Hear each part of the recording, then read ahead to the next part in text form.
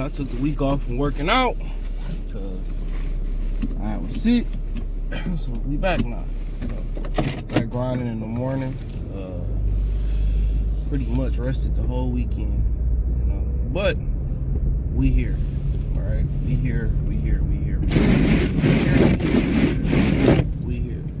And so Jaron Ennis responded as I'm driving to the gym. And basically, I got some information behind the scenes. Shout out to Philly Miguel. But yeah, I got some information from behind the scenes and shit. And basically, he responded and he said that he didn't know about the secret negotiations. That, I heard Greg Hacker respond. He told Greg, don't believe everything on the internet. I mean, what did he really think was going on? Everybody on the internet talking about it. He ain't like, let me check in to Eddie and, see what's going on. And maybe Eddie fasted. Eddie, the Pilgrim Eddie, was basically like, like, oh, ain't nothing really going on, Jaron, yeah. And maybe he did them like that. But if you're hearing these rumors on the internet, and you hearing Vergil manager pop shit, you would think he'd check in and see it. And then what don't help his case is he said he wanted to go up to 58 next and he'll fight anybody. And now it's different. Now what's being said behind the scenes is I ain't gonna hold y'all up. He pretty much, they saying that PBC called him and offered him Barrios or to stay on this fight, and that they can stay on this mandatory to step aside, and they can do one of those fights in April. So now those fights are more appealing to him. Now I reached out to Philly, they said they ain't heard nothing about this, but now the rumor is he trying to go back to PBC. So he trying to go back to PBC and fuck with Al. Maybe after this debacle with Eddie Hearn got him looking bad, maybe he got a reason to go back to PBC. But he got 2 fights already with Eddie and didn't have a fight in the last 365 before he fought with Eddie, with PBC. So, like I said before, he go back over there is for the protection. I agree with somebody said that on the live chat the other day. He going back over there for the protection. If he go back over to PBC, it's for the protection. He not going over there for a power play. He not going over there, for nothing else but the protection. That's what he going for. He going to be protected. He going to be protected. Nothing more, nothing less. So, protecting boxing champions or protecting boxing chumps, PBC. So basically, they told him they wanted to make that fight. Now you say, why would Eddie go ahead and do something different? Well, apparently Vergil and Terrence Crawford was supposed to be the fight they want to do. Terrence Crawford not interested in fighting Vergil on that date. That was originally Vergil's date. We all know that. There's no secret about that. So when they couldn't get Bud there to appease and keep the relationship percolating and good and bonded with Turkey Al-Sheikh, it sounded like allegedly, all this alleged, that Eddie Hearn offered Jaron Ennis. Now, naturally, you might want to check with your fighter, but your fighter did say he'd fight anybody, and there ain't anybody at 54, and I want to move to 54, and all this type of stuff. So, ultimately, he gonna look way worse if he don't get a unification fight or a fight that's equal or bigger, or a unification fight than Vergil Ortiz in his next bout. Now, and he said February, March, he's looking to come back. Now they saying April. So long story short, what he's saying and what they saying to defend Jaron Ennis is that Eddie, went behind his back and made a deal. So that's the rumor. Eddie went behind his back and made a deal.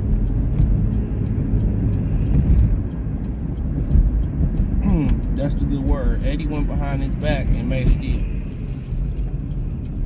So he didn't know nothing about it, and he never agreed to it, and Eddie was, and that sounded like the Pilgrim.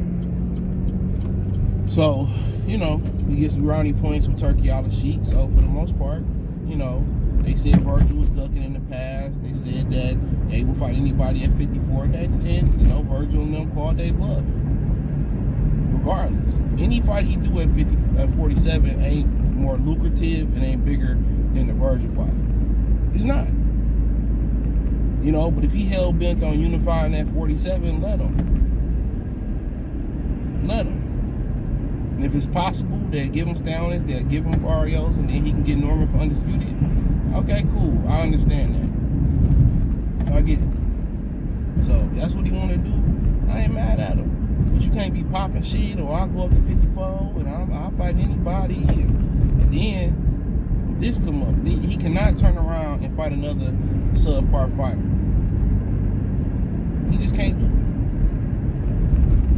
So a lot of people calling him flip-flop, calling him socks, calling him puss in boots. You know, this is what you get when you work with Eddie Hearn. This is what happens when you earn with Hearn. With his money right, he active. And all these fighters really want to do is make the most money they can for the easiest fight. It's not make the most money that they want to, because if we boil down to making the most money and believing in his talent, he will fight Vergil Ortiz. Vergil Ortiz is the biggest fight. Well, ain't no title on the line. Ain't no title on the line. He has a WBC interim title. But guess what? For years, y'all told us titles don't matter. Belts don't matter. Even Keyshawn Davis just came out and said it. You know, he don't care about winning the belts no more. He just wants the big fights. And I can accept that. This is why you see a lot of these dudes blowing off the weight now. This is why you see a lot of these dudes blowing off the weight.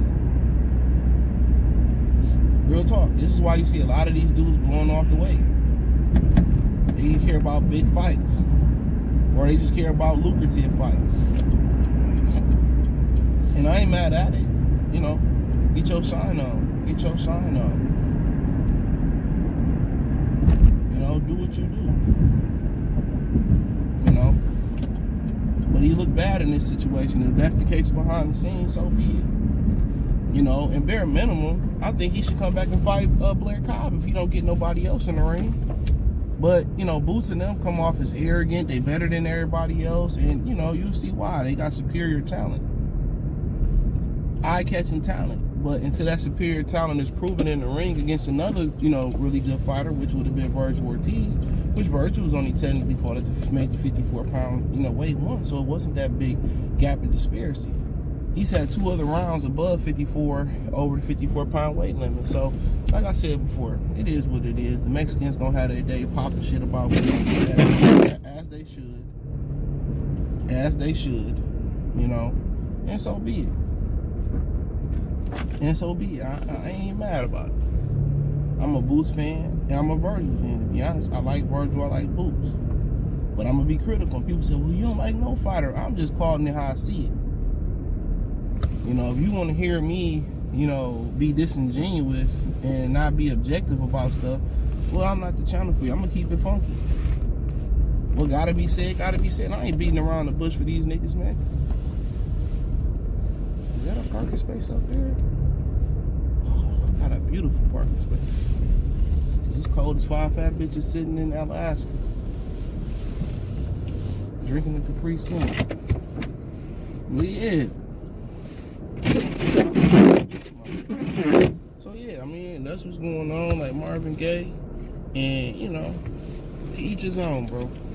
You know, if that's the truth, that's the truth. If it's not the truth, it's not the truth.